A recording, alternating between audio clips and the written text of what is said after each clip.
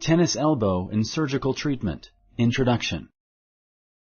Please point to the lateral epicondyle. Choose one of the following options. Correct. Patients with tennis elbow experience pain on the outside of the elbow. Select true or false.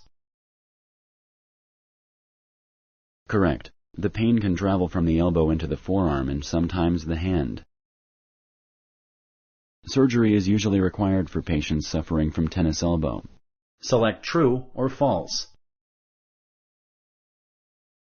Correct. Alternative treatments are usually successful. Surgery is only a last resort. The operation to relieve the pain of tennis elbow is always successful. Select true or false. Correct. The operation tends to be very successful. Unfortunately, it sometimes may not reduce the pain or the symptoms may recur. It may take several months for the patient to return to heavy use of the elbow and find out if the operation was successful. Select true or false. Correct. Thank you for using Explain.